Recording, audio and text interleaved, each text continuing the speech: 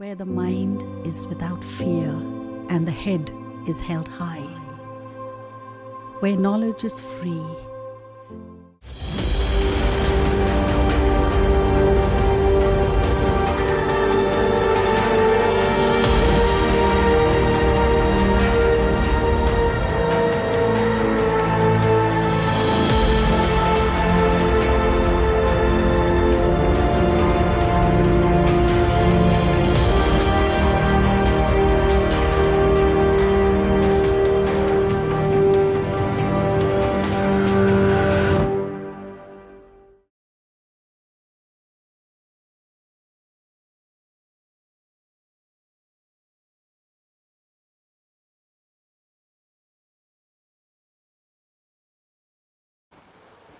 প্রিয় ছাত্রছাত্রী, অনলাইন ক্লাসে তোমাদের সকলকে স্বাগত।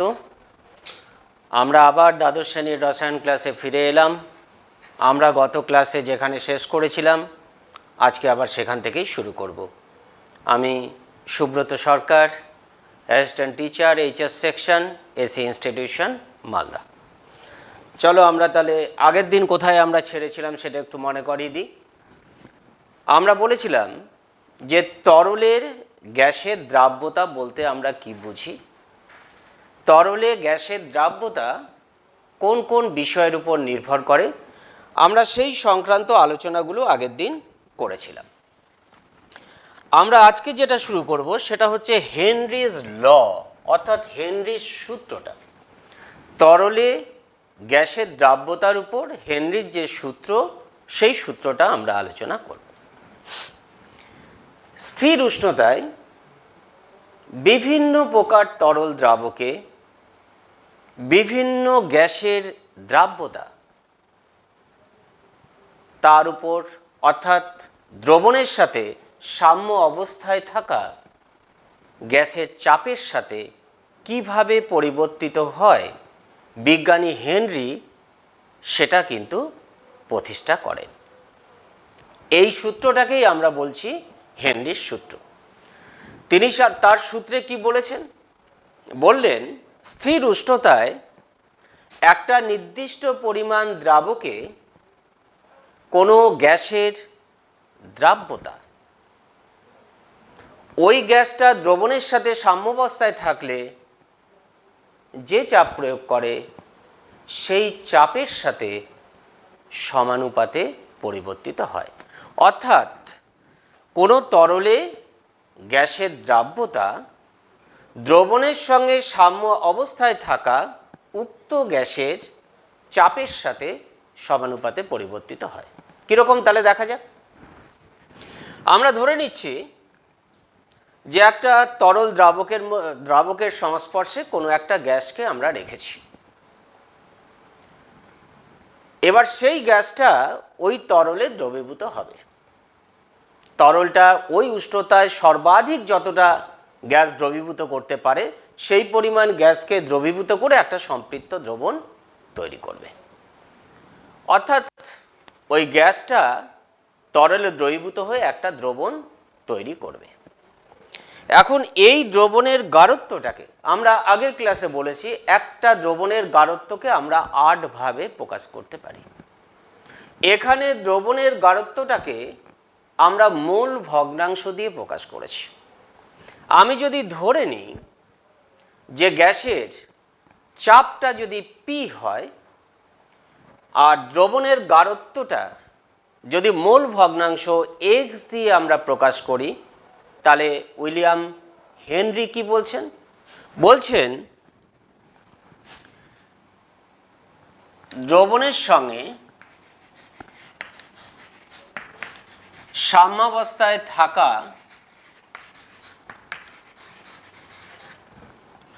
গ্যাসের চাপ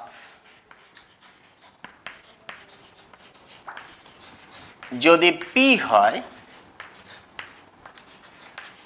এবং দ্রবণের গাঢ়ত্ব এক্স হলে, এই এক্সটা কিন্তু মোল ভগ্নাংশ, অর্থাৎ গ্যাসীয় দ্রাবের মোল ভগ্নাংশকে প্রকাশ করছে। তাহলে গাঢ়ত্বটা এক্স, মোল ভগ্নাংশ কথাটা লিখে দিই এখানে, এক্স মোল ভগ্নাংশ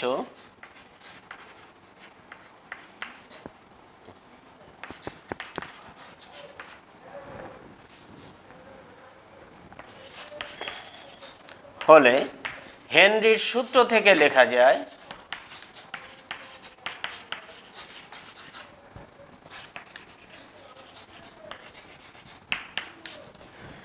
কি লেখা যায় হেনরির সূত্র থেকে? তাহলে বলছে পি ভ্যারিজাস এক্স, তার মানে চাপ যত বাড়বে গ্যাসের দ্রাব্যতা তত বাড়বে যদি উষ্ণতা ফিক্স থাকে। এবার এটাকে যদি ইকুয়েট করা হয় তাহলে একটা কনস্ট্যান্ট দিয়ে গুণ করতে হবে, P is equal to K H into x. এই কে এইচটাকে আমরা বিজ্ঞানীর নাম দিয়ে বলছি হেনরি কনস্ট্যান্ট, হেনরিজ কনস্ট্যান্ট বা হেনরির ধ্রুবক, এই কে এইচটাকে বলা হচ্ছে। এই কে এইচ এর মানটা কিসের উপর নির্ভর করে? এই কে এইচ এর মানটা তরল দ্রাবক এবং গ্যাসের প্রকৃতি এবং সেই সঙ্গে উষ্ণতার উপরে কিন্তু নির্ভর করে। তাহলে হেনরির সূত্রটা কিন্তু খুব সিম্পল। আমি একটা তরলের মধ্যে একটা নির্দিষ্ট পরিমাণ স্থির উষ্ণতায় একটা নির্দিষ্ট পরিমাণ তরলের সংস্পর্শে যদি গ্যাসকে রাখি তাহলে ওই গ্যাস তরলে দ্রবীভূত হবে। কতটা দ্রবীভূত হবে সেটা দ্রবণের সঙ্গে সাম্যাবস্থায় যে গ্যাসটা আছে তার চাপের উপর নির্ভর করবে। সেই চাপ যত বাড়বে তরলে গ্যাসের দ্রাব্যতাও কিন্তু তত বাড়তে থাকবে। সেটাকেই আমরা ম্যাথমেটিক্যালি এখানে দেখালাম যে পি ভ্যারিজাস এক্স ইকুয়েট করলে কি দাঁড়ালো, P is equal to K H into x. এই কে এইচটা হচ্ছে হেনরিজ কনস্ট্যান্ট। এর মানটা কিসের উপর নির্ভর করে আমরা কিন্তু সেটা অলরেডি বলে ফেলেছি। এখানে আরেকটা বিষয় আমরা একটু মনে করাবো, আমরা একটা তরলের কন্ট্যাক্টে একটা গ্যাসকে রেখেছি। আমি তো একটা গ্যাসীয় মিশ্রণকেও রাখতে পারি, যে গ্যাসীয় মিশ্রণটা একাধিক গ্যাসের সমষ্টি। সেখানে প্রত্যেকটা গ্যাস ওই নির্দিষ্ট পরিমাণ তরল দ্রাবকে ওই স্থির উষ্ণতায় দ্রবীভূত হবে এবং প্রত্যেকের দ্রবীভূত হওয়ার পরিমাণটা ভিন্ন ভিন্ন হবে এবং সেটা ডিপেন্ড করবে কেএইচ এর মানের উপরে। যার কেএইচ এর মান বেশি হবে সেই গ্যাসের তরলে দ্রাব্যতা কম হবে।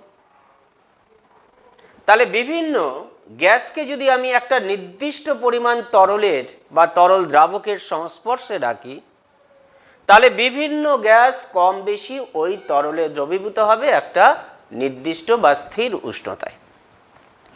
আমি ধরে নিচ্ছি এরকম চারটে গ্যাস আছে এ বি সি ডি।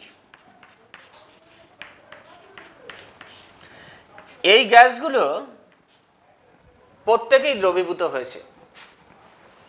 এই গ্যাসগুলো যখন একসাথে মিশ্রণে থাকবে তখন এদের প্রত্যেকের চাপকে আমরা অংশচাপ হিসাবে রিপ্রেজেন্ট করব। যদি এর আংশিক চাপ বা অংশচাপ পি এ, বি এর যদি পি বি হয়, সি এর যদি পি সি হয় আর ডি এর যদি পি ডি হয়, তুমি যে কোনো গ্যাসের ক্ষেত্রে যদি হেনরির সূত্র প্রয়োগ করো এবং এদের প্রত্যেকটা গ্যাসের যদি মোল ভগ্নাংশগুলো যদি পাশাপাশি নিয়ে নিই x1, x2, x3, x4 হয়, তাহলে হেনরির সূত্র থেকে কিন্তু তুমি আগের মতো করেই আবার লিখতে পারবে যে এ গ্যাসের ক্ষেত্রে তুমি লিখতে পারবে P A is equal to K A. এখানে এ গ্যাসের ক্ষেত্রে হেনরির কনস্ট্যান্টকে আমি কে এ দিয়ে প্রকাশ করছি, তাহলে হবে x1, বা এটাতে যদি এ লিখে দিতাম তাহলে এক্স এ হতো। আমি x2, x1, x2, x3, x4 লিখেছি, সেটা দিয়েই প্রকাশ করছি। তাহলে P A is equal two হয়ে গেল কে এ ইন্টু x1।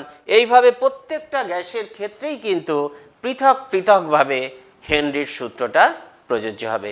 তাহলে একটি মাত্র গ্যাসও যদি তরলের কন্ট্যাক্টে থাকে তাহলেও যেমন হেনরির সূত্র প্রযোজ্য হবে, একাধিক গ্যাস মিশ্রণ হিসাবে যদি সেই নির্দিষ্ট পরিমাণ তরলের কন্ট্যাক্টে থাকে তাহলে প্রত্যেকটা গ্যাসই কিন্তু কম বেশি ওই তরল দ্রাবকে দ্রবীভূত হবে নির্দিষ্ট উষ্ণতায়, এবং সেই সমস্ত ক্ষেত্রগুলোতে প্রত্যেকটাই হেনরির সূত্রটা পৃথক পৃথকভাবে প্রযোজ্য হবে। এই হয়ে গেল আমাদের হেনরির সূত্র। এবার এই সূত্র থেকে আমরা কেএইচ এর এককটা দেখি কি বেরোয়। দেখো আমরা যে রিলেশনটা পেয়েছি এখানে P is equal to KH into X, তাহলে আমি এখান থেকে কি লিখতে পারি, KH is equal to P by X. পিটা হচ্ছে চাপ, এক্সটা হচ্ছে মোল ভগ্নাংশ। তাহলে এই মোল ভগ্নাংশের তো কোনো একক থাকে না। আমি চাপের একককে যদি অ্যাটমসফিয়ার দিয়ে প্রকাশ করি তাহলে এর তো কোনো একক নেই, এককবিহীন রাশি। তাহলে শুধু কি দাঁড়ালো, অ্যাটমসফিয়ার। তাহলে হেনরি ধ্রুবকের এককটা হচ্ছে অ্যাটমসফিয়ার। আবার যদি দ্রবণের গাঢ়ত্বটাকে আমি মোল ভগ্নাংশ দিয়ে প্রকাশ না করি তাহলে কিন্তু আবার এককটা পাল্টে যাবে। তুই বলবে তাহলে মোল ভগ্নাংশ দিয়ে যদি প্রকাশ না করেন তাহলে কি দিয়ে প্রকাশ করব? আমাদের তো হাতে 8টা একক আছে। আমরা কি করি, মোল পার লিটারে অর্থাৎ মোলার গাঢ়ত্ব দিয়ে যদি দ্রবণের গাঢ়ত্বটাকে প্রকাশ করি তাহলে কি হবে, মোলার গাঢ়ত্বকে যদি আমি সি দিয়ে প্রকাশ করি তাহলে তখন কি লিখব, সি ভ্যারিজাস পি। চাপের উপরেই তো গ্যাসের দ্রাব্যতাটা নির্ভর করবে। তাহলে দ্রবণের গাঢ়ত্ব মানে গ্যাস কতটা দ্রবীভূত হয়েছে তার উপর নির্ভর করবে দ্রবণের গাঢ়ত্বটা কতটা। তাহলে সেই গাঢ়ত্বটাকে যদি আমি মোলার গাঢ়ত্ব সি দিয়ে প্রকাশ করি, মোল পার লিটারে যদি প্রকাশ করি তাহলে সি ভ্যারিজাস পি। তাহলে আমি যদি কনস্ট্যান্ট নিই তাহলে C is equal to KH into P.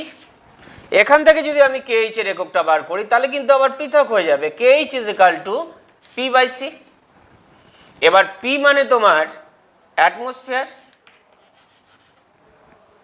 এটা উল্টো হয়ে গেল, সি বাই পি হবে, C by P. KH is equal to C by P. তাহলে সি মানে ওপরে হয়ে গেল mole litre inverse by ATM. তাহলে এখানে তোমার কি দাঁড়ালো, mole litre inverse ATM inverse. তাহলে কিন্তু আবার ইউনিটটা আলাদা হয়ে যাবে। তাহলে তুমি গাঢ়ত্বটাকে কি দিয়ে প্রকাশ করছো তার উপর নির্ভর করছে তোমার KH এর এককটা কি হবে। এবার আমরা যাব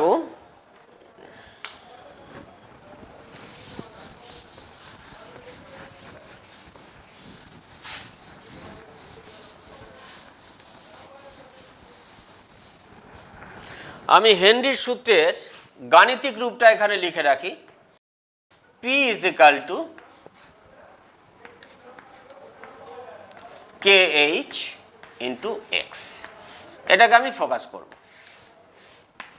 এর উপর ভিত্তি করে আমি KH এর ক্যারেক্টারিস্টিক্সটা দেখতে চাইছি, বৈশিষ্ট্যগুলো দেখতে চাইছি। তাহলে ক্যারেক্টারিস্টিক্স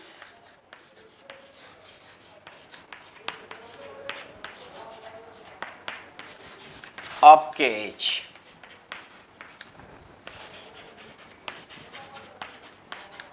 কি কি আছে, এরকম কটা ক্যারেক্টারিস্টিক্স আছে আমরা দেখি। এক নাম্বার হচ্ছে KH এর মানটা দ্রাবের প্রকৃতির উপর নির্ভর করে।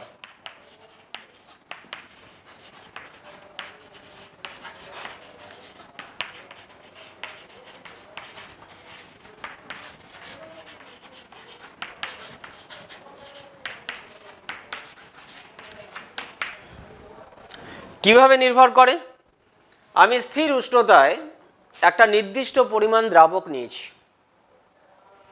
এখানে লিখেছি দেখো দ্রাবের প্রকৃতির উপরে। দ্রাব মানে এখানে গ্যাসের কথা বোঝানো হচ্ছে। আমি যদি বিভিন্ন গ্যাস নিই, একটা নির্দিষ্ট পরিমাণ দ্রাবক, তার কন্ট্যাক্টে যদি আমি ভিন্ন ভিন্ন গ্যাস পৃথক পৃথকভাবে রাখি তাহলে নিশ্চয়ই প্রত্যেকটা গ্যাসের দ্রাব্যতা মান এক হবে না, প্রত্যেকটাই আলাদা আলাদা হবে। এবার কোন গ্যাসের ক্ষেত্রে দ্রাব্যতার মান কত হবে সেটা নির্ভর করবে কেএইচ এর মানের উপরে। তুই বলবে কীরকম ভাবে? যে গ্যাসের ক্ষেত্রে কেএইচ এর মান বেশি হবে সেই গ্যাসের দ্রাব্যতা ওই তরল দ্রাবকে কম হবে। কি করে বুঝলাম, মনে রাখবো কি করে? তুমি এই রিলেশনটা দেখো, বলছে P is equal to KH into X, P is equal to KH into X। এবার KH এর মান যার বেশি হবে, P এর সাথে তো এই মানটা সমান। এবার কারো যদি KH এর মানটা বেশি হয় তাহলে এই মানের সাথে সমান হতে গেলে X এর মানকে কমতে হবে। এই মানটা যত বাড়বে X এর মানকে তত কমতে হবে, এই মানটা যত কমবে X এর মানকে তত বাড়তে হবে। তাহলে X এর মান বাড়া মানে কি? তাহলে গ্যাসের দ্রাব্যতা বাড়ছে, গ্যাসের পরিমাণ বাড়ছে, পরিমাণ বাড়লে মোল ভগ্নাংশ বাড়বে। ওই জন্য বলছে যে বিভিন্ন গ্যাসকে যদি একটা নির্দিষ্ট দ্রাবকের, তরল দ্রাবকের সংস্পর্শে রাখা যায় তাহলে যার ক্ষেত্রে কেএইচ এর মান বেশি হবে সেই গ্যাসের ক্ষেত্রে ওই তরলের দ্রাব্যতার মানটা কিন্তু কমে যাবে। এটা কেএইচ এর একটা ক্যারেক্টারিস্টিক্স। তুমি বিভিন্ন গ্যাসের কেএইচ এর মান দেখে বলে দিতে পারবে, তবে গ্যাসগুলোকে অবশ্যই একই চাপে রাখতে হবে, তাহলে তুলনা করতে পারবে তুমি। তাহলে তুলনা করাটা অনেক সুবিধাজনক হবে, চাপ যদি একই হয়। তাহলে বিভিন্ন গ্যাসের দ্রাব্যতা কার বেশি কার কম তুমি নিশ্চিন্তে বলে দিতে পারবে। 2 নাম্বার হচ্ছে কেএইচ এর মান দ্রাবকের প্রকৃতির উপর নির্ভর করে।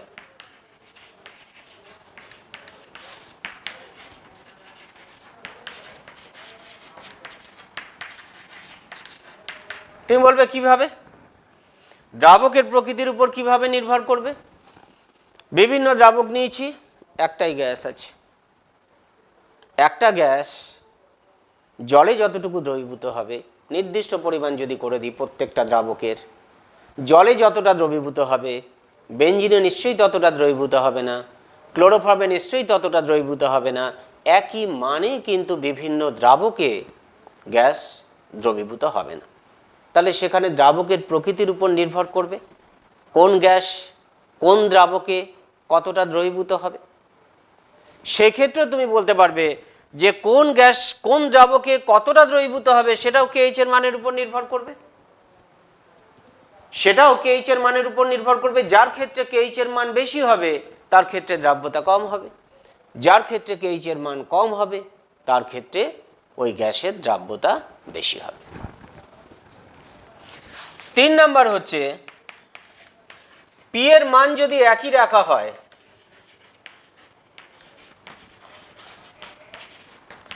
একই রাখা হলে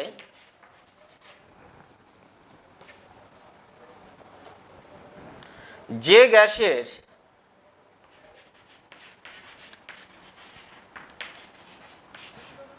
কেএইচ এর মানটাই বলি, যে গ্যাসের ক্ষেত্রে কেএইচ এর মান বেশি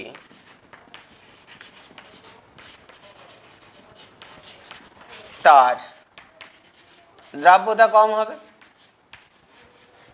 তুমি ভাববে কেএইচ এর মান বেশি হলে এই দুটো কিন্তু একদম অ্যাডভার্স, বিপরীত। এর মান বাড়লে এর মান কমবে, এর মান কমলে এর মান বাড়বে। তার মানে কেএইচ এর মান যদি বাড়ে তাহলে এক্স এর মান কমবে, তার মানে দ্রাব্যতা কমে যাবে। তাহলে আমি কেএইচ এর মান যদি বেশি হয়, যার যে গ্যাসের ক্ষেত্রে কেএইচ এর মান বেশি তাহলে তার দ্রাব্যতা কম হবে। আর 4 নাম্বার হচ্ছে উষ্ণতা, অর্থাৎ উষ্ণতা যদি বাড়ে, উষ্ণতা বাড়লে কেএইচ এর মান বাড়ে। কারণ তুমি জানো, আমরা আগের দিন আলোচনা করেছিলাম যে তরলে গ্যাসের দ্রাব্যতা উষ্ণতার উপর নির্ভর করে এবং উষ্ণতা বাড়লে তরলে গ্যাসের দ্রাব্যতা কমে। গ্যাসের দ্রাব্যতা যদি কমে যায় তাহলে হেনরি ধ্রুবকের মান বাড়বে। তাহলে উষ্ণতা বাড়লে যখন দ্রাব্যতা কমছে তখন নিশ্চয়ই কেএইচ এর মানটা তাহলে বৃদ্ধি পাবে। এই চারটা ক্যারেক্টারিস্টিক্স আমাদের কেএইচ সম্পর্কে জানতে হবে। তাহলে হয়ে গেল ক্যারেক্টারিস্টিক্সগুলো।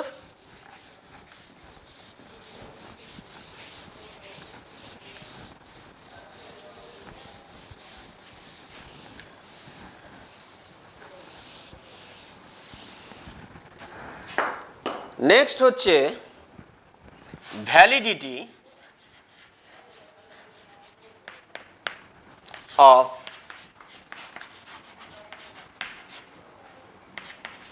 হেনরিজ ল, অর্থাৎ এই সূত্রের প্রযোজ্যতা, কোন কোন ক্ষেত্রে সূত্রটা প্রযোজ্য হবে, কোন কোন ক্ষেত্রে হবে না, অর্থাৎ লিমিটেশন কি কি আছে। বলছে কোনো গ্যাসীয় দ্রাব বা কোনো গ্যাস যদি তরলে অতিমাত্রায় দ্রবীভূত হয়,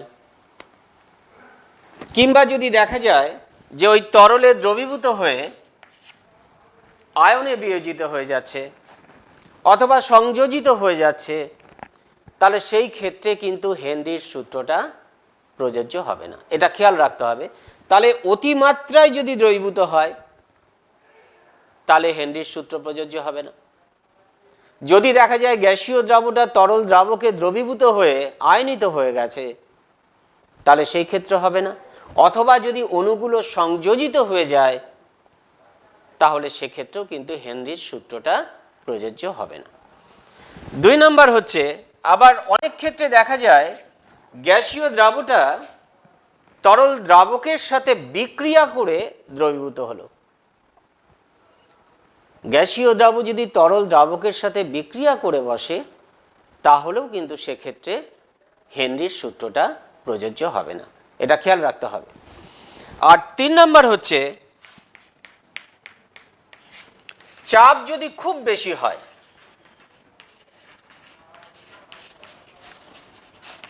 চাপ যদি খুব বেশি হয় বা উষ্ণতা যদি খুব কম হয়, তাহলেও হেনরির সূত্র সঠিকভাবে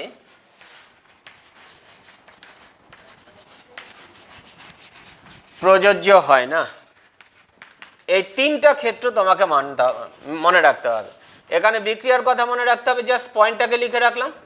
আর এখানে আয়নিত অবলিক সংযোজিত অবলিক অতিমাত্রায় দ্রবীভূত, এই পয়েন্টগুলো যদি তোমার মনে থাকে তাহলে কিন্তু তুমি বাকিটুকু নিজের ভাষায় লিখে দিতে পারবে। তাহলে এই ক্ষেত্রগুলোতে কিন্তু হেনরির সূত্রটা প্রযোজ্য হবে না, বাকি ক্ষেত্রগুলো সব ঠিক আছে।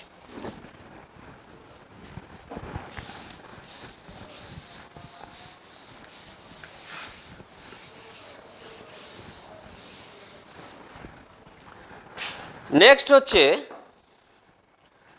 আমরা হেনরির সূত্রের 2-একটা বাস্তব ঘটনার কথা বলি। কিরকম? আমরা সোডা ওয়াটারের বোতল সবাই দেখেছি, আমরা কোল্ড ড্রিঙ্কস খেয়েওছি। সোডা ওয়াটারের বোতলে দেখবে গ্যাসীয় কার্বন ডাইঅক্সাইডকে উচ্চ চাপে সুমিষ্ট রঙিন জলে দ্রবীভূত করে আমরা সোডা ওয়াটার তৈরি করি। পরে ছিপি দিয়ে শক্ত করে শিশিটাকে আটকে দিই। এবার আমরা যদি শিশিটাকে খুলি, তাহলে দেখবে সেই বোতল থেকে বা শিশি থেকে কিছুটা কার্বন ডাইঅক্সাইড গ্যাস, যেটা উচ্চ চাপে দ্রবীভূত করা ছিল, তার বেশ খানিকটা শিশির দ্রবণটাকে সঙ্গে নিয়ে বাবলসের আকারে বাইরে বেরিয়ে আসে। তুমি যদি ঝাঁকিয়ে নাও শিশিটা, তাহলে দেখবে আরো অনেকটা কার্বন ডাইঅক্সাইড দ্রবণ সমেত বাইরে ফেনার আকারে বেরিয়ে আসছে। কেন এটা হচ্ছে? তুমি উচ্চ চাপে দ্রবীভূত করেছিলে, কার্বন ডাইঅক্সাইডকে নিয়ে ছিপি আটকে রেখে দিয়েছিলে, ভেতরের চাপটা বজায় ছিল। এবার যখনই ছিপি খুললে তখনই চাপ কমে গেল। তখন তরলের উপরিস্থিত চাপ বায়ুমণ্ডলীয় চাপ, চাপ কমে যাওয়ায় গ্যাসের দ্রাব্যতা কমলো, ন্যাচারালি কার্বন ডাইঅক্সাইড গ্যাস দ্রবণ থেকে বাইরে বেরিয়ে আসছে। তাহলে এটা হেনরির সূত্রের একটা প্রাকৃতিক, যদিও প্রাকৃতিক বলবো না, কৃত্রিম একটা ঘটনা। প্রাকৃতিক একটা ঘটনাও আমরা বলি। আমরা ভূপৃষ্ঠ থেকে যখন ওপরের দিকে যাই তখন দেখবে অক্সিজেনের আংশিক চাপ বায়ুতে ধীরে ধীরে কমতে থাকে। সেই জন্য পর্বতের পাদদেশে দেখবে অক্সিজেনের বায়ুতে যে অংশচাপের মান থাকে, পর্বতের শীর্ষে সে অংশচাপের মান কিন্তু অনেকটা কমে যায়। ফলে পর্বতারোহীরা যখন পর্বত শিখরে যায় তখন বায়ুতে অক্সিজেনের অংশচাপ কম থাকায় তাদের রক্তে দ্রবীভূত অক্সিজেনের পরিমাণ কিন্তু কমে যায়। ফলে তারা কিন্তু নানা রকম অসুবিধার সম্মুখীন হন, কখনো কখনো তাদের শ্বাসকষ্টও হয় এবং অনেক সময় মেমোরিও লস হয়ে যায়। তাহলে এই ঘটনাও দেখতে পাই আমরা যে অংশচাপ অক্সিজেনের কমে যাওয়ায় রক্তে তার দ্রাব্যতা কমে যাচ্ছে। ন্যাচারালি আমাদের রক্তে যদি অক্সিজেনের পরিমাণ কমে যায় আমরা বিভিন্ন অসুবিধার সম্মুখীন হব, আমাদের শ্বাসকষ্ট হতে পারে, আমরা মেমোরি লস করতে পারি। এই ঘটনাগুলো কিন্তু ঘটে। এই তাহলে আমাদের মোটামুটি হয়ে গেল তরলে গ্যাসের দ্রাব্যতা। এবার আমরা কিন্তু এই চ্যাপ্টারের মূল অংশে ধীরে ধীরে ঢুকবো। আমরা এবার চলে আসব তরলের বাষ্পচাপের মধ্যে।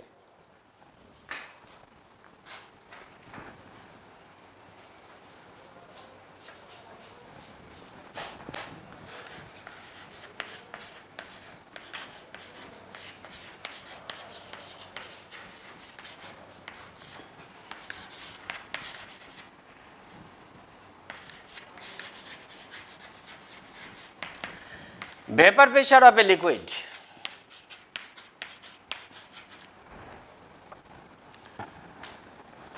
একটা তরলকে তুমি যদি খোলা অবস্থায় রাখো তাহলে দেখবে সেই তরলটা তার উপরিতল থেকে ধীরে ধীরে বাষ্পে পরিণত হচ্ছে। তরলের এইভাবে ধীরে ধীরে বাষ্পে পরিণত হওয়ার ঘটনাকে আমরা বলি বাষ্পায়ন বা বাষ্পীভবন। আমরা নিচু ক্লাসে এটা পড়েছি। এই বাষ্পীভবনটা তুমি জানো যে যে কোনো উষ্ণতায় কিন্তু ঘটে, যে কোনো উষ্ণতায় বাষ্পীভবন হবে। তাহলে একটা তরলকে আমরা যদি কোনো আবদ্ধ পাত্রে স্থির উষ্ণতায় আংশিক পূর্ণ করে রাখি তাহলে দেখবে সেই তরল তার উপরিতল থেকে ধীরে ধীরে বাষ্পে পরিণত হচ্ছে। এই প্রথম দিকে তরলের মুক্ত পৃষ্ঠতল থেকে বাষ্পে পরিণত হওয়ার হারটা অনেক বেশি থাকে। আবার এই যে তরল তার মুক্ত পৃষ্ঠ থেকে নিষ্ক্রান্ত হয়ে তরল পৃষ্ঠের ওপরে যে ফাঁকা স্থান পাত্রের মধ্যে সেখানে বাষ্পাকারে জমছে, সেই বাষ্পীয় অবস্থায় বাষ্পের অণুগুলো তারা সেই ফাঁকা জায়গাটায় ইতস্তত বিচরণ করে।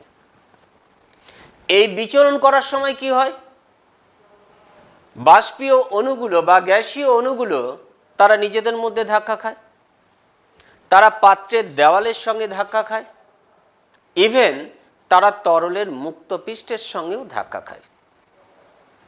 যে গ্যাসীয় অণুগুলো কম গতি সম্পন্ন এবং তরলের মুক্ত পৃষ্ঠের সঙ্গে ধাক্কা খায় সেই অণুগুলোকে তরল কিন্তু আন্তঃআণবিক আকর্ষণ বলের মাধ্যমে আবার তরলে পরিণত করে দেয়। তার মানে দুটো ঘটনা ঘটছে। এক হচ্ছে তরল তার উপরিতল থেকে ধীরে ধীরে বাষ্পে পরিণত হচ্ছে, আবার যে বাষ্পটা তরলের মুক্ত পৃষ্ঠের উপরে সঞ্চিত হচ্ছে সেই বাষ্পটাও কিন্তু আবার তরলে ঘনীভূত হচ্ছে। তরলের বাষ্পে পরিণত হওয়াটাকে বলছি বাষ্পীভবন, আর বাষ্পের তরলে পরিণত হওয়ার ঘটনাটাকে আমরা বলছি ঘনীভবন। এই দুটো প্রক্রিয়া কিন্তু চলতে থাকে। তোমাকে মনে রাখতে হবে যে বাষ্পায়ন কিন্তু যে কোনো তাপমাত্রায় ঘটে এবং শুধুমাত্র তরলের উপরিতল থেকে ঘটে। কেন ঘটে? তাহলে তার কারণটা জানা দরকার। তোমরা জানো যে গ্যাসীয় অণুগুলোর মতো তরলের অণুগুলোও কিন্তু গতিশীল। তাদের গতিও কিন্তু স্বল্প থেকে উচ্চ গতিসম্পন্ন হতে পারে। তবে কি স্বল্প গতির অণু এবং উচ্চ গতির অণুর সংখ্যাটা কিন্তু খুবই কম থাকে। এবার তরলের মধ্যে তরল অণুগুলোও তো নিজেদের মধ্যে সংঘর্ষ করে।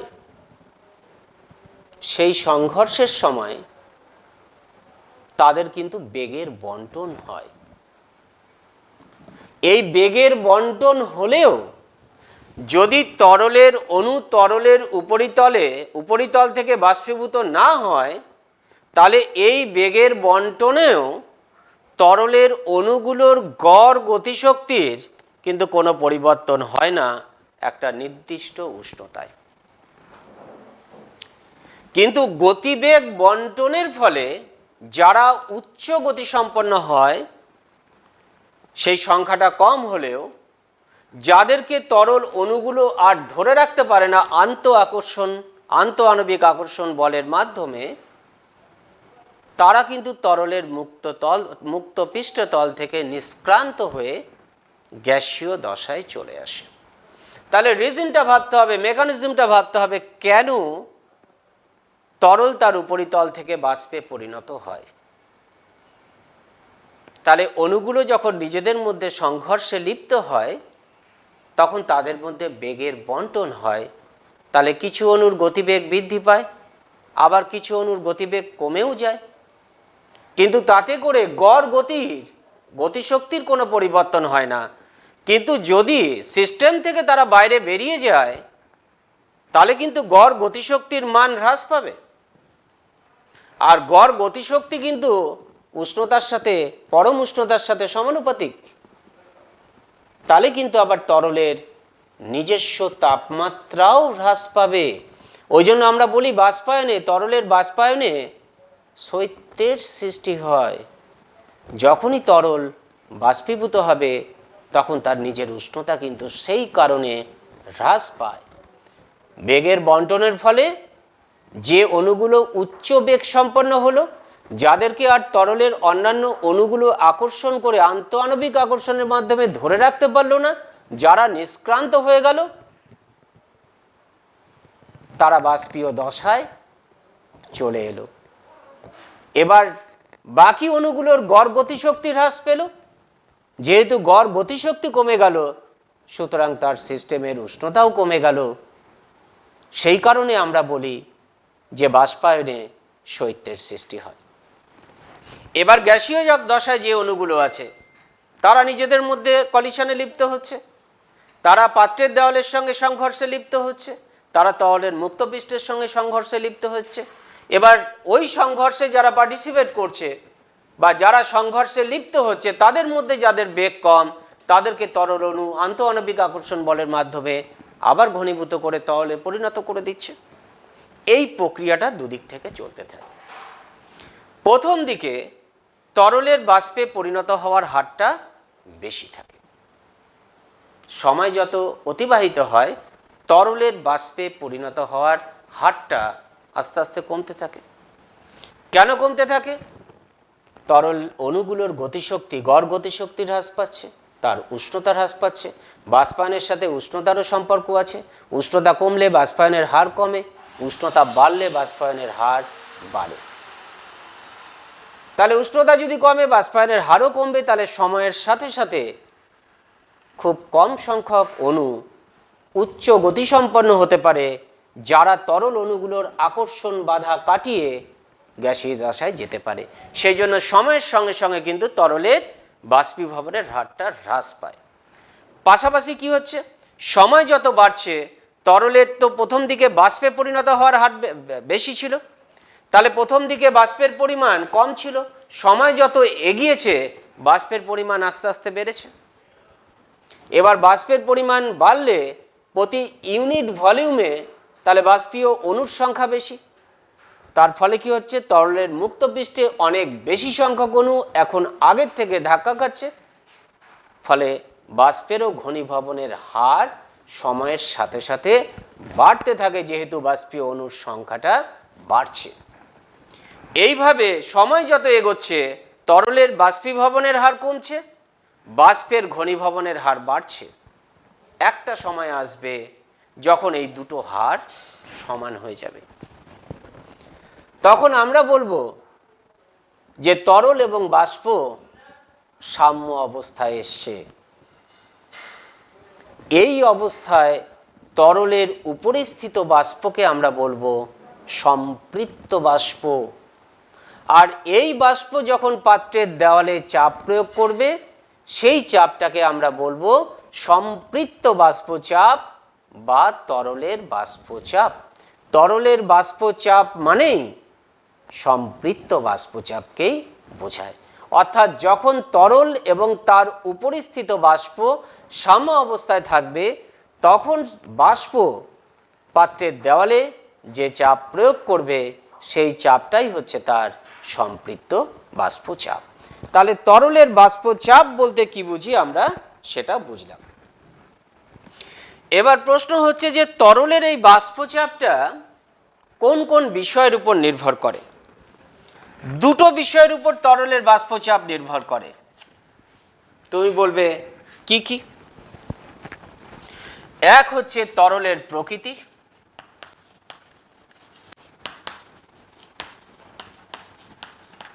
আর 2 নাম্বার হচ্ছে তরলের উষ্ণতা। এই দুটো ফ্যাক্টরের উপর ডিপেন্ড করে। তুমি বলবে তরলের প্রকৃতির উপর কিভাবে নির্ভর করে? দেখো, প্রত্যেকটা তরলের বাষ্পায়নের হার কিন্তু বিভিন্ন। কেন? তরলের বাষ্পায়নটা নির্ভর করছে তরলের অণুগুলোর মধ্যে আকর্ষণ বলের উপর।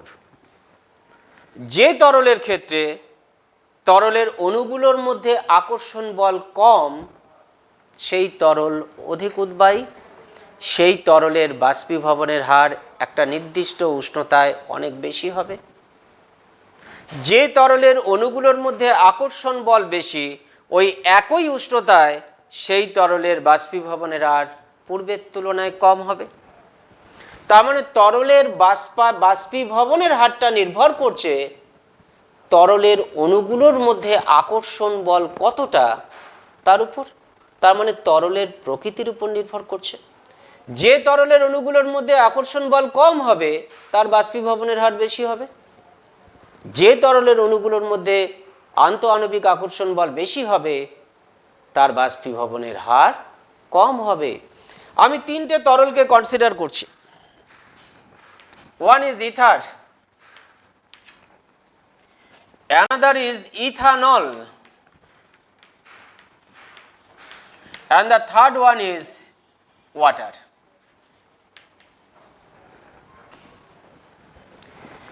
ইথারের অণুগুলোর মধ্যে যে আকর্ষণ বল সেই আকর্ষণ বল সব থেকে কম। তাহলে এই তরলটা সব থেকে বেশি উদ্বায়ী।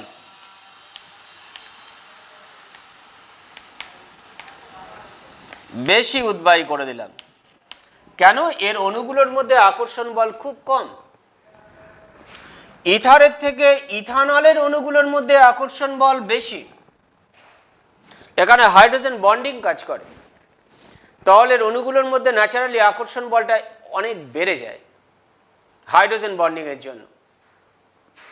নর্মালি যেখানে হাইড্রোজেন বন্ডিং থাকে না সেখানে অণুগুলোর মধ্যে ভ্যান্ডার ওয়াল আকর্ষণ বল কাজ করে শুধুমাত্র। ভ্যান্ডার ওয়াল আকর্ষণী বলের থেকে হাইড্রোজেন বন্ড অনেক বেশি স্ট্রং। তাহলে এই ক্ষেত্রে অণুগুলোর মধ্যে আকর্ষণ বল ইথারের তুলনায় বেশি, তাহলে এটা কম উদ্বায়ী। কম উদ্বায়ী। জলের ক্ষেত্রেও হাইড্রোজেন বন্ডিং আছে। জলের অণুগুলোর মধ্যে আকর্ষণ বল ইথানলের থেকে আরো বেশি, আরো কম উদ্বায়ী। এটা আরো কম উদ্বায়ী।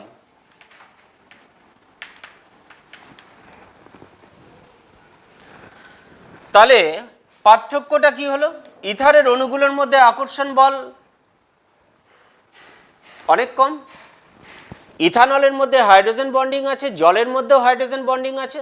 তাহলে দেখতে হবে স্ট্রেংথ অফ হাইড্রোজেন বন্ডিং কোথায় বেশি। স্ট্রেংথ অফ হাইড্রোজেন বন্ডিং জলের ক্ষেত্রে বেশি, ইথানলের ক্ষেত্রে কম। কারণ ইথানলের ক্ষেত্রে C2H5 bond O bond H, আর জলের ক্ষেত্রে H bond O bond H। এই ক্ষেত্রে প্লাস আই ইন্ডাকটিভ এফেক্টের জন্য অক্সিজেনের ইলেকট্রোনেগেটিভিটি বেশি হলেও এই বন্ডিং ইলেকট্রনটা তুলনামূলকভাবে জলের ক্ষেত্রে যতটা শিফটিং হয় অক্সিজেনের দিকে, অ্যালকোহলের ক্ষেত্রে ততটা শিফটিং হতে পারে না এই ইথাইল গ্রুপের প্লাস আই ইন্ডাকটিভ এফেক্টের জন্য। সেই জন্য বন্ড পোলারিটিটা জলের ক্ষেত্রে বেশি বলে স্ট্রেংথ অফ হাইড্রোজেন বন্ডিং জলের ক্ষেত্রে বেশি হয়। অণুগুলোর মধ্যে আকর্ষণ বল বেশি, অনেক কম উদ্বায়ী। এর থেকে বেশি উদ্বায়ী এটা, এর থেকে বেশি উদ্বায়ী এটা।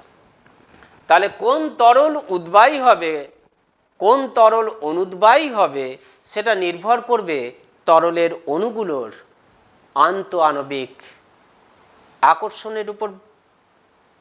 যার আন্তঃআণবিক আকর্ষণ বেশি হবে তার উদ্বায়িতা কম হবে, সে অনুদ্বায়ী হবে। যার আন্তঃআণবিক আকর্ষণ বল বেশি হবে, যার আকর্ষণ বলটা বেশি, তার উদ্বায়িতা কম, সে অনুদ্বায়ী। আর যার আকর্ষণ বল কম, সে বেশি উদ্বায়ী। তাহলে এটা খেয়াল রাখতে হবে যে অণুগুলোর মধ্যে আকর্ষণ বলের উপর নির্ভর করছে যে কে বেশি উদ্বায়ী হবে, কে বেশি উদ্বায়ী হবে না। তাহলে তরলের প্রকৃতি একটা ফ্যাক্টর। যে বেশি উদ্বায়ী তার বাষ্পচাপ বেশি একটা নির্দিষ্ট উষ্ণতায়, স্থির উষ্ণতায় সবসময় আমাদের কনসিডার করতে হবে। তাহলে ইথারের বাষ্পচাপ বেশি, এর বাষ্পচাপ ইথারের থেকে কম।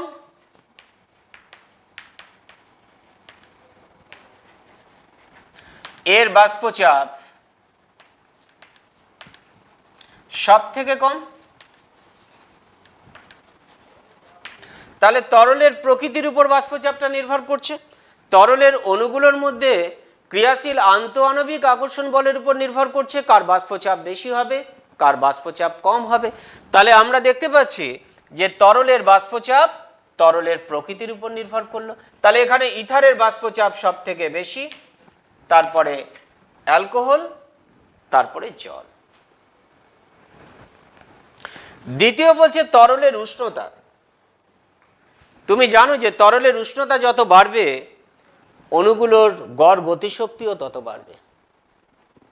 গড় গতিশক্তি বাড়লে খুব সহজে কিছু সংখ্যক অণু সংঘর্ষের ফলে উচ্চ গতিসম্পন্ন হয়ে তরলের অণুগুলোর মধ্যে আকর্ষণকে উপেক্ষা করে গ্যাসীয় দশায় চলে আসতে পারে।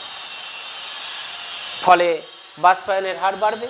যত বেশি সংখ্যক অণু উচ্চ গতিসম্পন্ন হবে, উচ্চ গতিশক্তির অধিকারী হবে, জলের অণুগুলো অন্যান্য অণুগুলোর আকর্ষণ বলকে উপেক্ষা করতে পারবে, তত বেশি সংখ্যক অণু বাষ্পীয় দশায় চলে আসতে পারবে।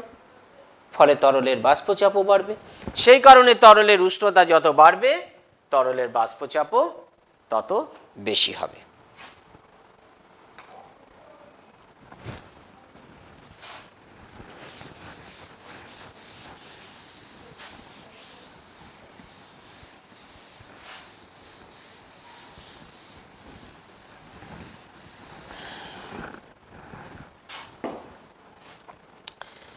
এবার দেখো, আমি একটা বিশুদ্ধ তরল নিয়েছি, ধরো জল নিয়েছি, একটা নির্দিষ্ট উষ্ণতায় আবদ্ধ পাত্রে আমি একটা তরল হিসাবে জলকে নিয়েছি। পাত্রটা জল দ্বারা আংশিক পূর্ণ, তাহলে জলের ওপরের জায়গাটা ফাঁকা রয়েছে, উষ্ণতা স্থির। এবার ধরো উষ্ণতা 25 ডিগ্রি সেলসিয়াস, আমরা 25 ডিগ্রি সেলসিয়াস উষ্ণতার কথা ভাবছি, এটা এখানে লিখে রাখলাম। তাহলে বারবার আর আমার ফিক্সড উষ্ণতা বলতে হবে না, আমি যেটা কাজ করব 25 ডিগ্রি সেন্টিগ্রেড উষ্ণতায় করব। কখনো পরিবর্তন করলে আমি তখন উষ্ণতার পরিবর্তনের কথা বলবো। তাহলে 25 ডিগ্রি সেন্টিগ্রেড উষ্ণতায় একটা আবদ্ধ পাত্রের মধ্যে আমি কিছুটা পরিমাণ জল নিয়েছি, আর জলের উপরের অংশটা ফাঁকা রয়েছে। তাহলে কি হবে, জলের উপরিতল থেকে জলের অণুগুলো ধীরে ধীরে বাষ্পীয় অবস্থায় পরিণত হবে এবং এক সময় জলের বাষ্পীভবনের হার এবং জলীয় বাষ্পের ঘনীভবনের হারটা সমান হবে এবং একটা সাম্য বিরাজ করবে। এই অবস্থায় জলীয় বাষ্প যে চাপ প্রয়োগ করবে সেটা জলের ওই উষ্ণতায় বাষ্পচাপ। আমি দেখে নিলাম 25 ডিগ্রি সেন্টিগ্রেড উষ্ণতায়, 25 ডিগ্রি সেন্টিগ্রেড উষ্ণতায় জলের বাষ্পচাপ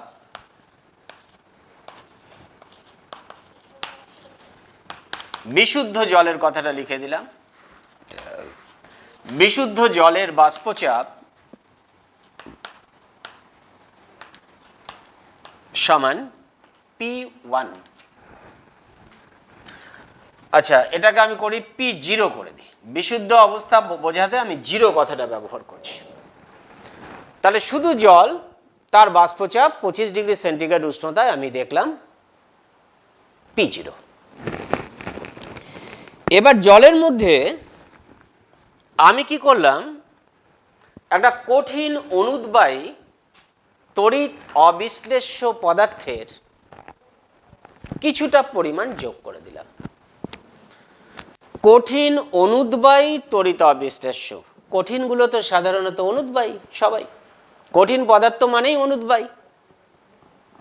তড়িৎ অবিশ্লেষ্য, তাহলে তড়িৎ অবিশ্লেষ্য কারা? যারা গলিত অবস্থায় বা জলীয় দ্রবণে আয়নিত হবে না।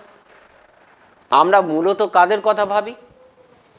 আমরা চিনির কথা ভাবতে পারি, আমরা গ্লুকোজের কথা ভাবতে পারি, আমরা ইউরিয়ার কথা ভাবতে পারি।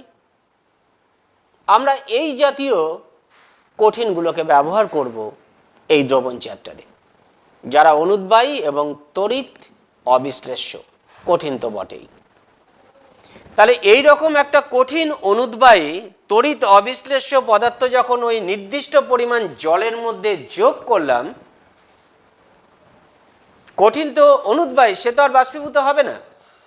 যোগ করলে দেখলাম ওই 25 ডিগ্রি সেন্টিগ্রেড উষ্ণতায়, 25 ডিগ্রি সেন্টিগ্রেড উষ্ণতায় জলীয় দ্রবণ, এবার জলীয় দ্রবণের বাষ্পচাপ পেলাম P।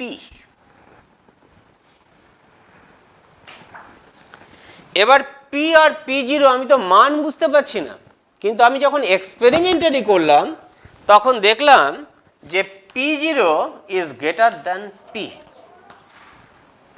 অর্থাৎ দ্রবণের বাষ্পচাপটা কমে গেল। বিশুদ্ধ জলের বাষ্পচাপ যা ছিল 25 ডিগ্রি সেন্টিগ্রেড উষ্ণতায়, বিশুদ্ধ জলের মধ্যে যখন আমি কোনো কঠিন অনুদ্বায়ী তড়িৎ অবিশ্লেষ্য পদার্থ যোগ করলাম, করে দ্রবণ তৈরি করলাম, ওই পরিমাণ জলের মধ্যেই দেখলাম দ্রবণের বাষ্পচাপটা কমে গেল। কেন কমে গেল? দ্রবণের যে বাষ্পচাপ, সেই বাষ্পচাপে দেখলাম শুধুমাত্র জলীয় বাষ্পের কণাই আছে, সামান্যতম কঠিনের অণু ওই বাষ্পের মধ্যে পাওয়া যায়নি। তাহলে যে দ্রবণের যে বাষ্পচাপ সেটা প্রকৃতপক্ষে জলীয় বাষ্পচাপ। তাহলে এই বাষ্পচাপের মানটা কমে গেল কেন? কমে যাওয়ার কারণ হচ্ছে, যখন জল বিশুদ্ধ অবস্থায় ছিল, তরলের মুক্ত পৃষ্ঠের সমস্ত জলের অণুই ছিল, যখন দ্রবণটা তৈরি করলাম, কঠিন অনুদ্বায়ী তড়িৎ অবিশ্লেষ্য পদার্থের দ্রবণ তৈরি করলাম, তখন দ্রবণের সারফেসে, দ্রবণের পৃষ্ঠতলে জলের অণুর সংখ্যা কমে গেল, কারণ এখন দ্রবণের পৃষ্ঠতলে জলের অণু এবং কঠিন অনুদ্বায়ী তড়িৎ অবিশ্লেষ্য দ্রাবের অণুও কিন্তু উপস্থিত আছে। তাহলে দ্রবণের পৃষ্ঠতল থেকে নিষ্ক্রান্ত জলের অণুর সংখ্যা বিশুদ্ধ জলের তুলনায় কমে গেল। তাহলে একই উষ্ণতায় কম সংখ্যক জলের অণু দ্রবণের পৃষ্ঠতল থেকে নিষ্ক্রান্ত হয়ে সাম্যাবস্থার সৃষ্টি করেছে। ফলে কম সংখ্যক অণু নিষ্ক্রান্ত হওয়ায় দ্রবণের বাষ্পচাপ বিশুদ্ধ তরলের বা বিশুদ্ধ জলের বাষ্পচাপের থেকে কমে গেছে। তাহলে তোমাকে জানতে হবে যে বিশুদ্ধ তরলের যা বাষ্পচাপ হয় একটা নির্দিষ্ট উষ্ণতায়, ওই তরলের মধ্যে যদি কোনো কঠিন অনুদ্বায়ী তড়িৎ অবিশ্লেষ্য দ্রাব যোগ করে দ্রবণ তৈরি করা হয়, তাহলে সেই দ্রবণের বাষ্পচাপ কিন্তু সর্বদা বিশুদ্ধ দ্রাবকের বাষ্পচাপের থেকে কম হবে, এবং তার কারণটা আমরা ব্যাখ্যা করলাম। এবার মজা হচ্ছে যে জলের মধ্যে আমি বিশুদ্ধ জল নিয়েছিলাম, তার মধ্যে আমি ধরো ইউরিয়া যোগ করেছি। আমি তো ইউরিয়া 1 গ্রাম যোগ করতে পারি, ইউরিয়া 2 গ্রাম যোগ করতে পারি, ইউরিয়া 3 গ্রাম যোগ করতে পারি, ইউরিয়া 4 গ্রাম যোগ করতে পারি, ইউরিয়া 5 গ্রাম যোগ করতে পারি। তাহলে কি প্রত্যেক ক্ষেত্রে দ্রবণের বাষ্পচাপ একই হবে? না, পরিবর্তিত হবে। বাষ্পচাপ এইটুকু বলা যায়, দ্রবণের বাষ্পচাপ তুমি যতটুকুই কঠিন অনুদ্বায়ী তড়িৎ অবিশ্লেষ্য দ্রাব যোগ করো, দ্রবণের বাষ্পচাপ সর্বদা বিশুদ্ধ দ্রাবকের বাষ্পচাপের থেকে কম হবে। কতটুকু কম হবে সেটা বিজ্ঞানী রাউল্টস তার সূত্রের দ্বারা নির্ণয় করেছেন। আমরা এই রকম একটা কঠিন অনুদ্বায়ী তড়িৎ অবিশ্লেষ্য দ্রাবের দ্রবণের ক্ষেত্রে রাউল্টের সূত্র নিয়ে আলোচনা করব, অর্থাৎ এই জাতীয় দ্রবণের ক্ষেত্রে দ্রবণের বাষ্পচাপ কি হবে, রাউল্টস সেই বিবৃতি দিয়ে বা সেই বিবৃতিটাকে সূত্রের আকারে প্রকাশ করেছেন। সেই সূত্রটা কি আমাদের জানতে হবে। স্থির উষ্ণতায় আমরা যদি কোনো বিশুদ্ধ দ্রাবকে কোনো কঠিন অনুদ্বায়ী তড়িৎ অবিশ্লেষ্য দ্রাব যোগ করে দ্রবণ তৈরি করি, রাউল্টস বলছেন ওই দ্রবণের বাষ্পচাপটা হবে বিশুদ্ধ দ্রাবকের বাষ্পচাপ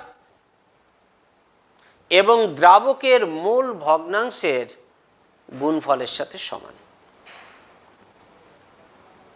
তার মানে কি দাঁড়ালো, একটা দ্রবণের বাষ্পচাপ আমাদের, যেমন ধরো এখানে আমরা দ্রবণের বাষ্পচাপটাকে পি ধরেছি, আর বিশুদ্ধ দ্রাবকের বাষ্পচাপটাকে আমি ধরেছি P0, এবং বলেছি P0টা সবসময় পি এর থেকে বড় হবে। রাউল্টের সূত্র কি বলছে?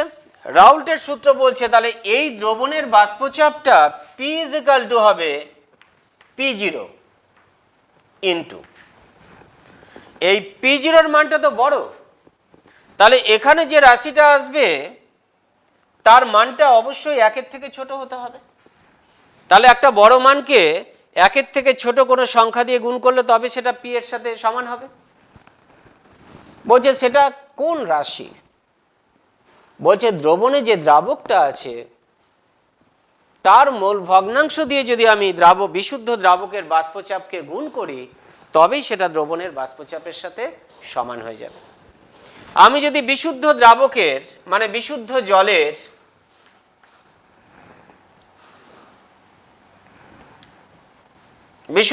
না, দ্রবণে জলের, আমরা যদি দ্রবণে জলের মোল ভগ্নাংশ x ধরি, তাহলে রাউলস কি বলছে, P is equal two P0 into x. এটা হচ্ছে রাউলস ল। যদি এরকম বলতে চাও যে জলের মধ্যে, জলীয় দ্রবণে দুটো উপাদান আছে, একটা দ্রাবক একটা দ্রাবক, দ্রাবক হিসাবে আছে জল, আমি এটাও বলতে পারি যে জলের মোল ভগ্নাংশ ধরো x1 ধরে নিলাম, আর দ্রাবক হিসাবে যদি ইউরিয়া নিই তাহলে ইউরিয়ার মোল ভগ্নাংশ ধরো x2, একটা x1 একটা x2, এই দুটোর সমষ্টি কিন্তু জানবে সব সময় 1। একটা দ্রবণে যে উপাদানগুলো থাকে তাদের মোল ভগ্নাংশের সমষ্টি কিন্তু হবে সব সময় 1। তাহলে x1 প্লাস x2 কিন্তু অলওয়েজ 1। তাহলে দ্রাবকের মোল ভগ্নাংশ, দ্রাবক মানে এখানে তাহলে দ্রাবক কথাটা লিখে রাখি, দ্রাবক হচ্ছে জল আর দ্রাবক হচ্ছে ইউরিয়া। তাহলে দ্রাবকের মোল ভগ্নাংশ x1, তাহলে এখানে x1 নিব। একটা দ্রবণের দুটো উপাদান দ্রাবক এবং দ্রাবক, দ্রাবকের মোল ভগ্নাংশ আমি x1 ধরলাম, দ্রাবের x2 ধরলাম। তাহলে দ্রাবকের যদি x1 হয় তাহলে রাউলস বলছেন যে দ্রবণের বাষ্পচাপটা ওই দ্রবণে উপস্থিত বিশুদ্ধ দ্রাবকের বাষ্পচাপ ওই উষ্ণতায় ইনটু দ্রাবকের মোল ভগ্নাংশ, অর্থাৎ এই দুটোর গুণফল দ্রবণের বাষ্পচাপের সাথে সমান হবে। এটাই হচ্ছে রাউলস ল। আমরা যে ক্ষেত্রটা বিচার করলাম, এই ক্ষেত্রটা দ্রাবক কিন্তু এখানে উদ্বায়ী আর দ্রাবক কিন্তু অনুদ্বায়ী, এটা খেয়াল রাখতে হবে যে দ্রবণটা কিরকম, দ্রাবক হচ্ছে উদ্বায়ী আর দ্রাবকটা হচ্ছে অনুদ্বায়ী। এবার রাউলসের এই ল থেকে আমি যদি দ্রবণের বাষ্পচাপকে দ্রাবকের মোল ভগ্নাংশের সাথে লেখচিত্রে প্লট করি তাহলে প্লটটা কিরকম হবে দেখি।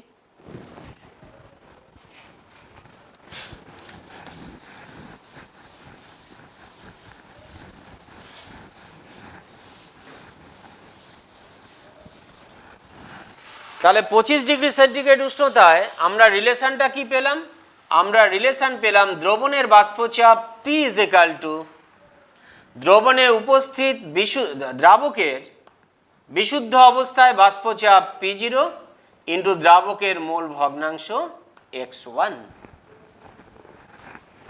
তাহলে সমীকরণটা কিরকম দেখো, P কে যদি আমি বাষ্পচাপকে যদি y অক্ষ বরাবর অর্থাৎ অর্ডিনেট বরাবর রাখি, তাহলে এটাকে যদি আমি মনে মনে y ধরি, তাহলে এইটা দেখো P0টা তো কনস্ট্যান্ট, একটা নির্দিষ্ট উষ্ণতায় বিশুদ্ধ দ্রাবকের বাষ্পচাপ ফিক্সড, এটাকে যদি আমি m ধরি মনে মনে, আর এটা যদি আমার x1টা অর্থাৎ মোল ভগ্নাংশটা যদি x হয়, তাহলে সরলরেখার একটা সমীকরণ y is equal two mx।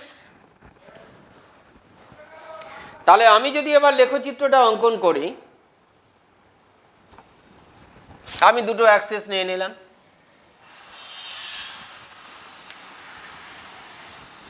তাহলে y অক্ষ বরাবর আমি রাখবো P মানে বাষ্পচাপ,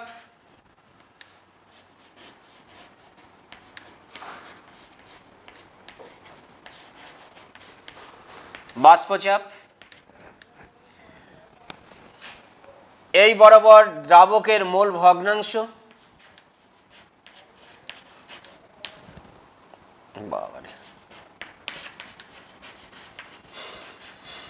দ্রাবকের মোল ভগ্নাংশ এই বরাবর কাজ করছে।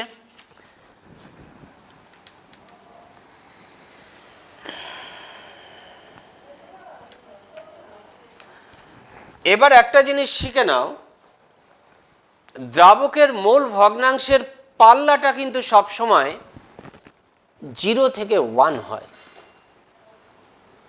দ্রবণে যতগুলোই কম্পোনেন্ট থাকুক না কেন,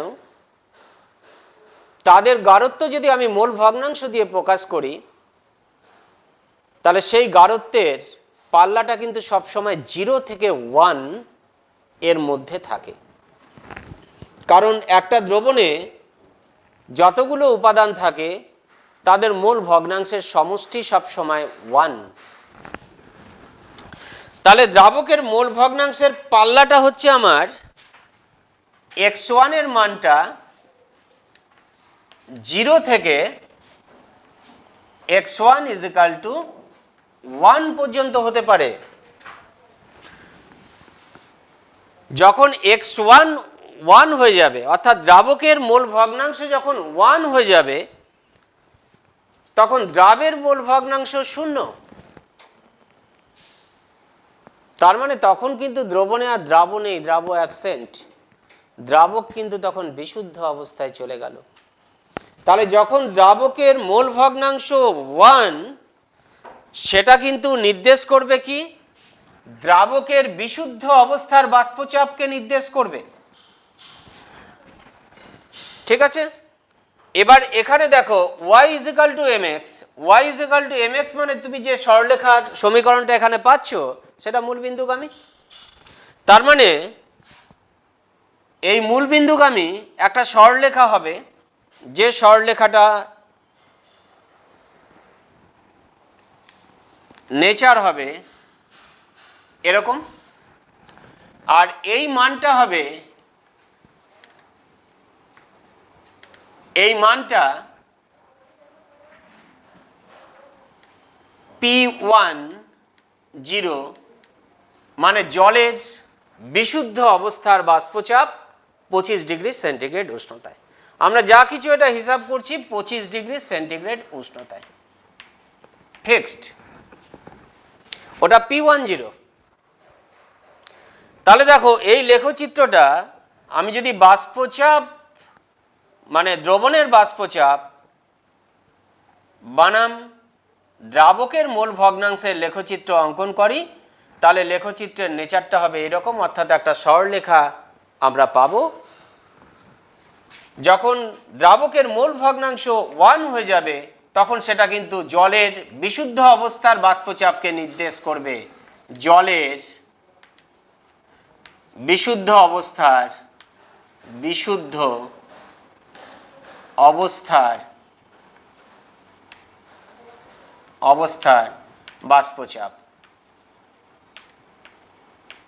বাষ্পচাপ এটা এই P1টা হচ্ছে বিশুদ্ধ অবস্থার বাষ্পচাপ। যখন দেখো x1 0 মানে কি? দ্রাবক নেই, সব দ্রাবক, তাহলে তো তার বাষ্পচাপ থাকবেই না, 0। ওই জন্য শুরু হলো দেখো 0 থেকে। আর যখন মোল ভগ্নাংশ দ্রাবকের 1, যখন দ্রাব নেই তখন সর্বোচ্চ, মানে তখন দ্রাবকের বিশুদ্ধ অবস্থার বাষ্পচাপ। তাহলে আমরা যদি রাউল্টস ল থেকে প্রাপ্ত যে সম্পর্কটা পেলাম, সেখান থেকে যদি দ্রবণের বাষ্পচাপ এবং দ্রাবকের মূল ভগ্নাংশের মধ্যে সম্পর্ক দেখাই লেখচিত্রের মাধ্যমে, তাহলে আমরা এরকম লেখচিত্রটা পাবো, অর্থাৎ একটা সরলরেখার সমীকরণ পাবো, যে সরলরেখাটা মূলবিন্দুগামী হবে। ঠিক আছে,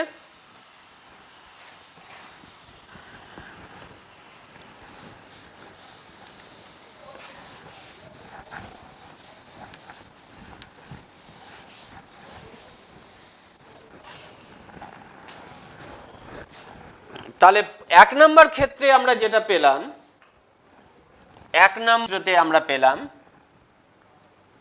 উদ্বায়ী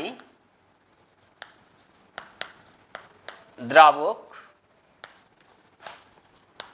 এবং অনুদ্বায়ী দ্রাবক।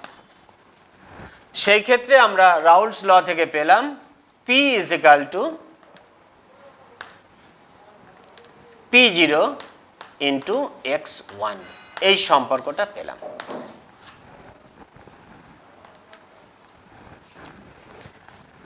দুই নম্বর ক্ষেত্র উদ্বায়ী দ্রাবক এবং উদ্বায়ী দ্রাবক। সেক্ষেত্রে আমার কি হবে? যদি দুটোই উদ্বায়ী হয়, তাহলে এবার যখন দ্রবণের বাষ্পীভবন ঘটবে তখন কিন্তু দেখা যাবে যে দ্রবণের উপরিস্থিত বাষ্পে দ্রাবক এবং দ্রাব উভয় প্রকার অণুই অবস্থান করছে। তাহলে সেক্ষেত্রে এবারের ক্ষেত্রটাকে আগে বিচার করতে হবে যে আমি দ্রাবক এবং দ্রাব দুটোই বলছি উদ্বায়ী।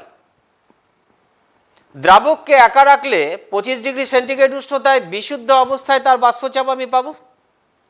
দ্রাবক যখন উদ্বায়ী, দ্রাব উদ্বায়ী, তাহলে দ্রাবকেও যদি আমি বিশুদ্ধ অবস্থায় 25 ডিগ্রি সেন্টিগ্রেড তাপমাত্রায় রাখি একই পরিমাণে, যে পরিমাণে মেশাবো সেই পরিমাণে পৃথক পৃথকভাবে রেখেছি বিশুদ্ধ অবস্থায়, তাদের বাষ্পচাপগুলো পেয়ে গেছি।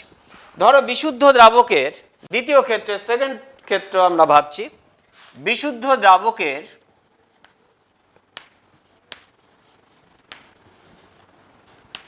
বাষ্পচাপ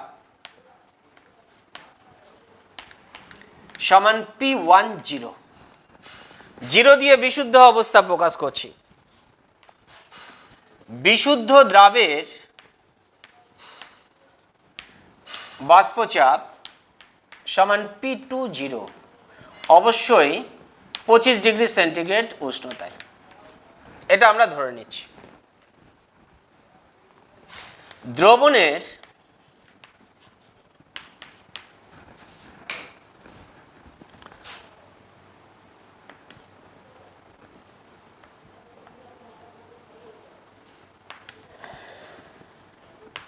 মোট বাষ্পচাপ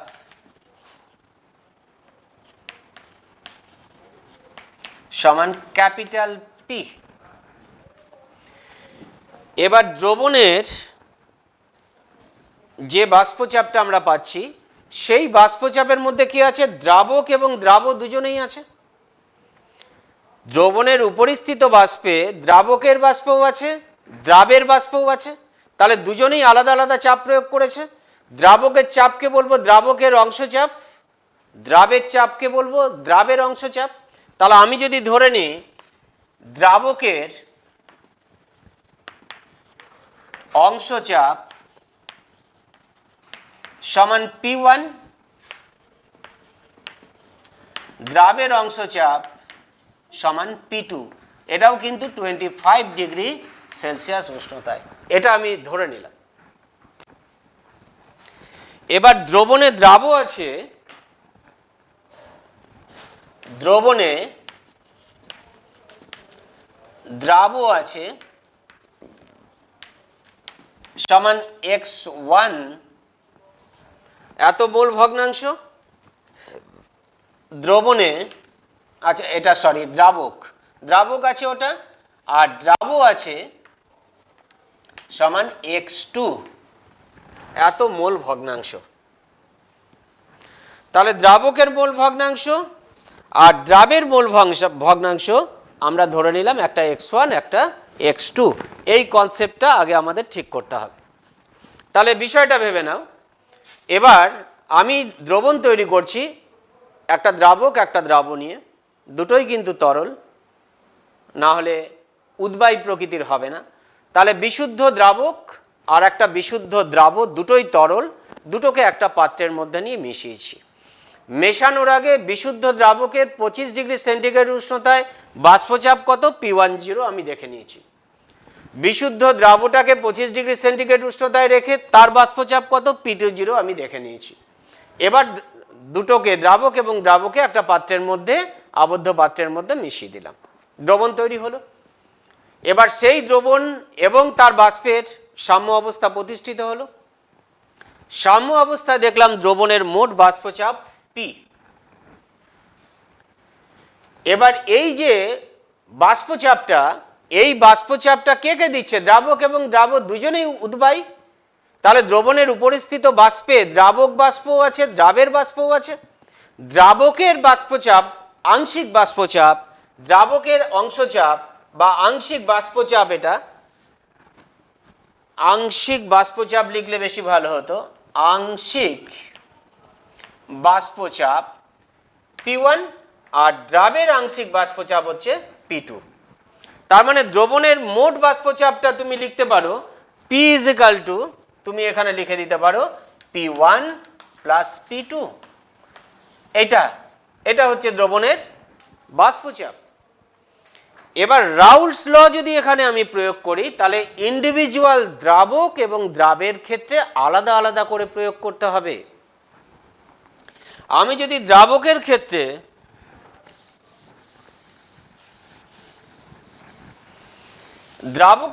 এবার রাউলস লটাকে অ্যাপ্লাই করি তাহলে দেখো কি হচ্ছে।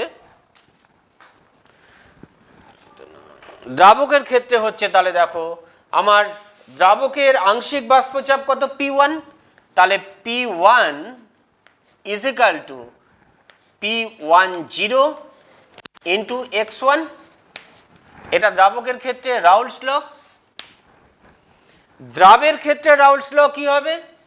P2 is equal two P20 into x2, এটা। তাহলে দ্রবণের বাষ্পচাপ P ইজ ইকাল টু তুমি এখানে পেয়েছো P1 প্লাস P2, তাহলে আমি মান বসিয়ে দিই, তাহলে আমার P is equal two P1 plus P2 is equal two P10 into x1 plus P10 into x2। এইটা হলো আমার দ্রবণের বাষ্পচাপ রাউলস ল থেকে পাওয়া।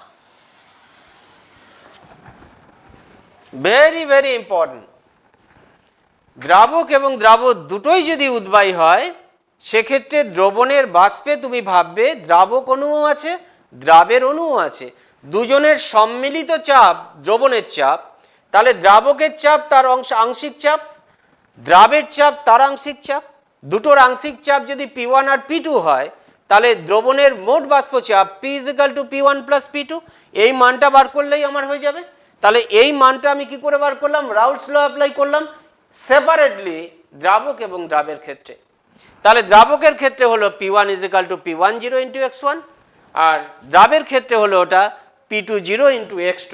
খেয়াল রাখতে হবে শুধু যে আমাদের x1 plus x2 is equal two কিন্তু 1, এটা খেয়াল রাখতে হবে। তাহলে লেখচিত্রটা করেই আমরা আজকে এখানে শেষ করব। এর লেখচিত্রটা তাহলে কি হবে আমরা সেটা দেখব।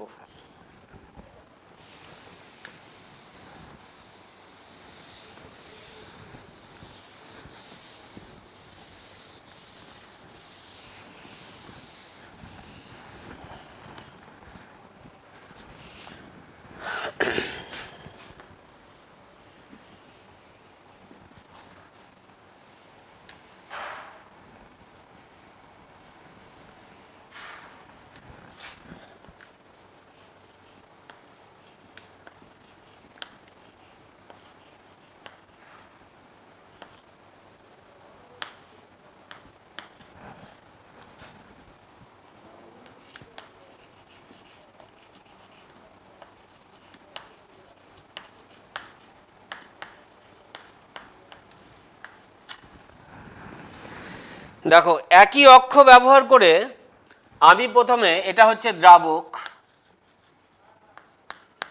এটা হচ্ছে দ্রাবক, আমি দ্রাবকের আগে লেখচিত্রটা দেখি y is equal two mx, এই ফরম্যাটে আছে।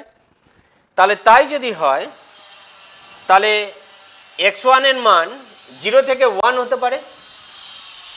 তাহলে আমি এখানে লিখি x1 ইজ ইকাল টু 0, এখানে লিখি x1 ইজ ইকাল টু 1। তাহলে x1 0, x1 1, 0 to 1 অবধি আছে।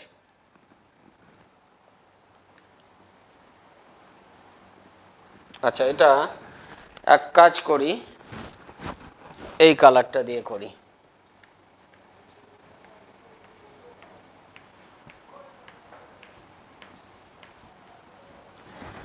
এইভাবে গেল।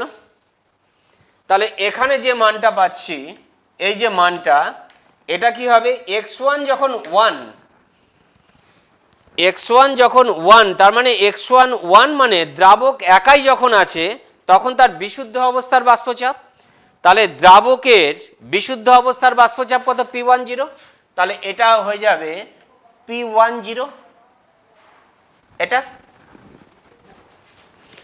এবার আমি যদি দ্রাবেরটা নিই, দ্রাবেরটা যদি কালার চেঞ্জ করে দিই, তাহলে দ্রাব যদি এই অ্যাক্সিস বরাবর রাখি x2 is equal two 1, x2 is equal two 0, কারণ মোল ভগ্নাংশ সবসময় পাল্লা 0 to 1, তার এর মধ্যে থাকতে হবে, এর কম বা এর বেশি হয় না। তাহলে এর ক্ষেত্রে কি হবে, আমি ধরো এরকম নিলাম, দ্রাবের ক্ষেত্রে দ্রাবের বাষ্পচাপটা ধরো কম ছিল, এরকম হলো। তাহলে যখন x2 1 তখন x2 বিশুদ্ধ অবস্থায় আছে, তাহলে এই যে মানটা, এই মানটা তাহলে কি হবে p2 0, এটা p2 0। তাহলে আমি এর লেখচিত্র পেলাম কোনটা, তার মানে দ্রাবকের মোল ভগ্নাংশ আমি x1 0, তার মানে এইটা পেয়েছি। তাহলে এখানে লিখে দিই, এটা দ্রাবকের মোল ভগ্নাংশ,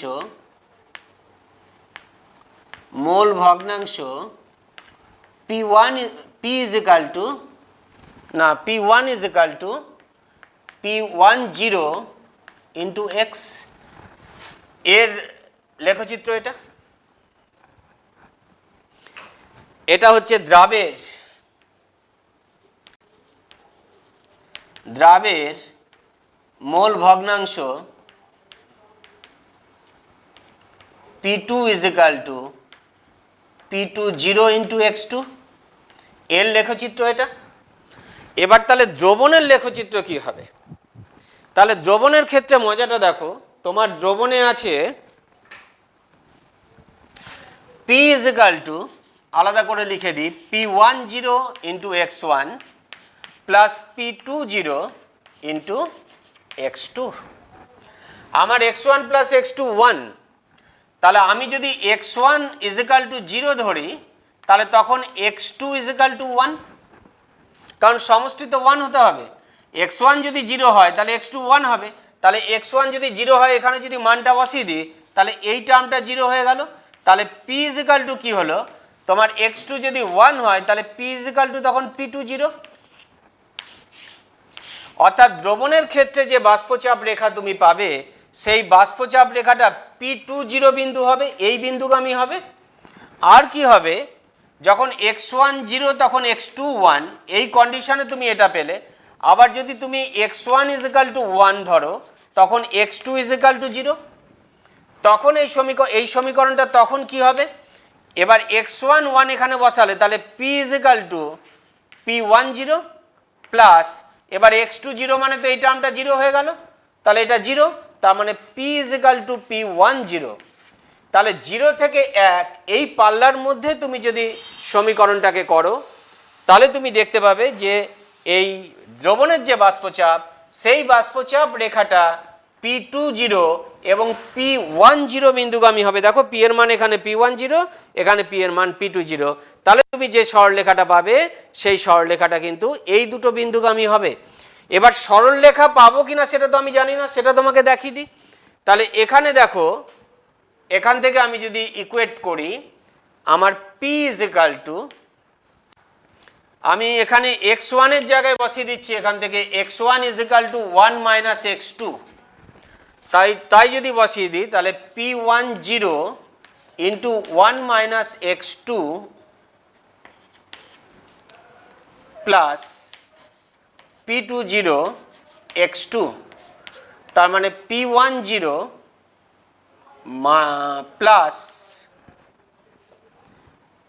প্লাস এখান থেকে আমি যদি x2 কমন নিয়ে নিই, তাহলে আমার হয়ে গেল p2 0 মাইনাস p1 0, এটা হবে।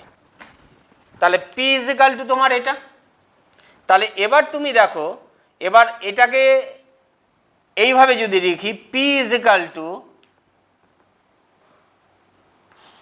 p2 0 minus p1 0 x2 plus p1 0, এগুলো তো কনস্ট্যান্ট। তাহলে এটাকে তুমি যদি y ভাবো, y is equal to mx plus c, তাহলে একটা সরলরেখার সমীকরণ, ওটাও একটা সরলরেখা পাবো।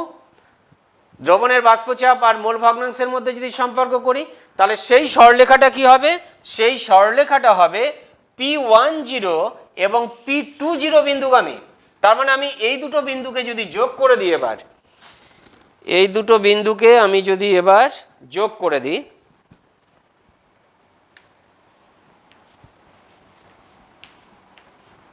এরকম একটা সরলরেখা পাবো, অথবা এটাকে আমি স্ট্রেট লাইন দিয়েও যোগ করে দিতে পারি,